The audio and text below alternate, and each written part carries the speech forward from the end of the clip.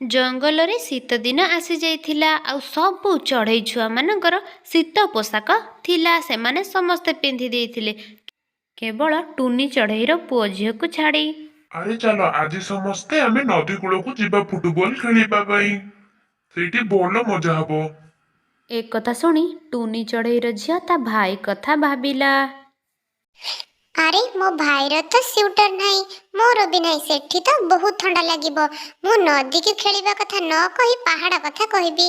ଆରେ ଚାଲ ଆମେ ପାହାଡ଼ ଉପରକୁ ଯିବା, ସେଠି ଖେଳିବା, ବହୁତ ମଜା ହବ। ଆରେ ପାହାଡ଼ ଉପରେ କ'ଣ ଅଛି? ସେଠି କାହିଁ ଯିବା? ସେଠି ସୁନ୍ଦର ସୁନ୍ଦର ଗୋଲାପ ଅଛି ଆଉ ତାର ବହୁତ ଭଲ ବାସ୍ନା ବି। ସେଇଠିକି ଯିବା ଖେଳିବା ପାଇଁ, ଚାଲ ସମସ୍ତେ। ଆରେ ହଁ ଚାଲ ଯିବା। ରାନୀ ଯଦି କହୁଛି ତାହେଲେ ଯିବା। ଚାଲ ପାହାଡ଼ ଉପରକୁ ଯିବା, ଖେଳିବା। ତା କଥା ମାନ।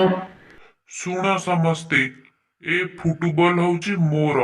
ଆଉ ଯଦି ମୋ କଥା ନ ମାନି ନଦୀ କୂଳକୁ ନ ଯିବ ଖେଳିବା ପାଇଁ, ମୁଁ ଫୁଟବଲ ଦେବିନି, ଜମା ବି ଦେବିନି। ହଁ ମନେ ରଖ।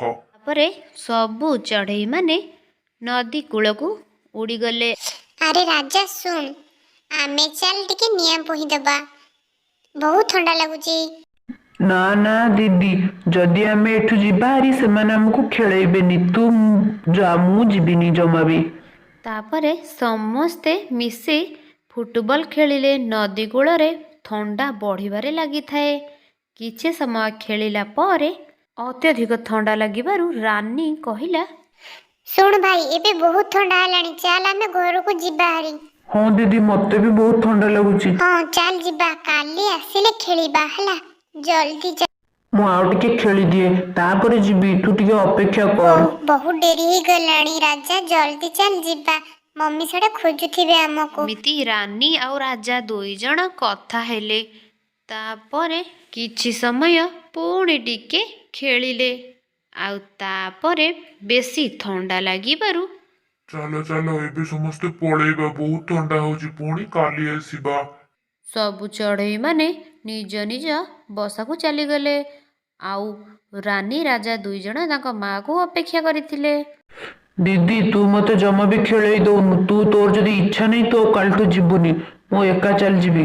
ମା ଦେଖ, ରାଜା ମୋ କଥା ଜମା ବି ଶୁଣୁନି। ଯେତେ ତାକୁ ଥଣ୍ଡା ହେଲେ ବି ସେ ଜମା ସେଠୁ ଆସୁନି। ପିଲାଙ୍କ ଝଗଡ଼ା ଦେଖି ଟୁନି ଚଢ଼େଇ ଭାବିଲା, ସତରେ ତ ବହୁତ ଶୀତ ହଉଛି, ହେଲେ ମୋ ପିଲାମାନଙ୍କର ତ ସ୍ୱିଟର ନାହିଁ। ମୋର ଦରମା ଆସିବାକୁ ବହୁତ ଟାଇମ୍ ଲାଗିବ। ଏମିତି ଭାବି ଟୁନି ଯାଇ କାଳୁ କାଉ ଘରେ ପହଞ୍ଚିଲା। ଆରେ ଟୁନି, ତୁ କ'ଣ ଆମ ଘରେ? ହଁ ମୁଁ ତତେ କହିଦଉଛି, ଟଙ୍କା ପଇସା ମୋ ପାଖରେ କିଛି ନାହିଁ। ଆଉ ଯଦି କିଛି ଅଛି କହ।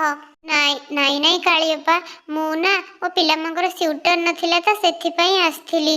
ତ ଜଗୁ ଠାରୁ ତ ରାନୀ ଆଉ ରାଜା ବହୁତ ଛୋଟ, ତାର ଯଦି ସ୍ୱିଟର ଥିବ ମତେ ଦିଅନ୍ତାନି। ମୋ ପିଲାମାନଙ୍କୁ ପିନ୍ଧିବାକୁ ଦିଅନ୍ତି, ମୋ ଦରମା ଆସିବାକୁ ଡେରି ହବ ତ ସେଥିପାଇଁ କହୁଥିଲି। ଆରେ ବା ଟୁନି, ଭଲ ଜାଗାକୁ ଆସିଛୁ। ହଁ ହଁ, ଦିଟା ସ୍ୱିଟର ଅଛି ଜଗୁର, ତୁ ନେଇଯିବୁ ତାକୁ। ରହ।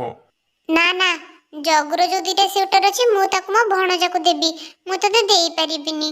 ତୁ ଚାଲିଯା ଏଠୁ। ଏମିତି କହି କାଳୁ ଆଉ ସୁନ୍ଦରୀ କାଉ ତା ଟୁନି ଚଢ଼େଇକୁ ସେଠୁ ତଡ଼ିଦେଲେ। ଆଚ୍ଛା ସୁନ୍ଦରୀ, ତମେ ଟୁନିକୁ ମିଛ କାହିଁ କହିଲ ତ? ଆଉ କ'ଣ ତାକୁ ମାଗଣାରେ ଦେଇଥାନ୍ତି? ସିଏ ଯଦି ପଇସା ଦେଇ କିଣିବା କଥା କହିଥାନ୍ତା ତାହେଲେ ମୋ ପୁଅର ସ୍ୱିଟର ଦେଇଥାନ୍ତି। ଶୁଣ ରାନୀ, ତୁ ରାଜାଠୁ ବଡ଼, ତୁ ସେଥିପାଇଁ ତାକୁ ଜଗିବୁ, ଜମା ବି ବାହାରକୁ ଛାଡ଼ିବୁନି। ଯଦି ଖେଳିବାକୁ ଇଚ୍ଛା ହୁଏ ଘର ପାଖରେ ଯାଇ ଖରାରେ ଖେଳିବ ହେଲା, ମୁଁ ଯେ ପର୍ଯ୍ୟନ୍ତ ସ୍ୱିଟର ଆଣିନି। ତାପରେ ଟୁନି ସବୁଦିନ ପରି କାମକୁ ଚାଲିଗଲା। ଏପଟେ ରାଜା ରାଣୀକୁ ଚକମା ଦେଇ ଖସି ଉଡ଼ି ଚାଲିଗଲା ଖେଳିବା ପାଇଁ। ଏ ଭାଇ ବି ଏ ଶୀତରେ ଜମା କାହା କଥା ଶୁଣିବନି, ମତେ ବି ତା ସହିତ ନେଇ ମାରିବ, ଶୀତରେ ମୁଁ ବି ମରିବି। ଏମିତି କହି ରାନୀ ବି ତା ପଛରେ ଖେଳିବାକୁ ଗଲା। ନଦୀ କୂଳରେ ସେମାନେ ଖେଳୁଥାନ୍ତି। ସୁନ୍ଦରୀ କାଉ ସେଇ ନଦୀ କୂଳକୁ ପାଣି ପିଇବାକୁ ଯାଇଥିଲା। ଆଉ ସେଇ କୂଳରେ ବସିଛି ତ ତା ପୁଅ ଜଗୁର ବଲ୍ ବାଜି ପାଣିରେ ପଡ଼ିଗଲା। ବଞ୍ଚାଅ ବଞ୍ଚାଅ, ଆରେ ମତେ କିଏ ବଞ୍ଚାଅ, ଆରେ ଜଗୁ ମତେ ବଞ୍ଚା ରେ, ବଞ୍ଚା ମତେ। ନା ନା ମା, ମୁଁ ଯିବିନି ପାଣି ଭିତରକୁ, ସେଠି ବହୁତ ଥଣ୍ଡା। ତମେ ଥାଅ। ରାନୀ ଚଢ଼େଇ ଏ ସବୁ ଦେଖି ହଠାତ୍ କିନା ପାଣି ଭିତରକୁ ଯାଇ ସୁନ୍ଦରୀ କାଉକୁ ପାଣି ଭିତରୁ ବାହାର କରି ନେଇ ଆସିଲା। ଆଉ ରାନୀ ରାଜା ମିଶି କିଛି କାଠ ଜାଳି ସୁନ୍ଦରୀ କାଉକୁ ସେଇଠି ବସେଇଲେ। ଆଣ୍ଟି ଆଣ୍ଟି, ତମକୁ ବି ଭଲ ଲାଗିବ, ତମେ ଏଇଠି କିଛି ସମୟ ବସି ପଡ଼। ଜାଣିଛ କାଳୁକାଉ ଟୁନିର ପୁଅ ଝିଅ ନା ଭାରି ଭଲ। ଏବେ ତ ତାଙ୍କୁ ସେ ସ୍ୱିଟର ଦେଇଦିଅ, ମଙ୍ଗଳ ହବ। ନା ନା ମୁଁ ଏବେ ବି ସେ ପୁରୁଣା ସ୍ୱିଟର ତାଙ୍କୁ ଦେବିନି। ପୁଣି କଣ କରିବ ସୁନ୍ଦରୀ ତମେ? ମୁଁ ବଜାରକୁ ଯାଇ ନୂଆ ସ୍ୱିଟର ଆଣି ତାଙ୍କୁ ଦେବି। ବହୁତ ଭଲ ଲାଗିବ ନା?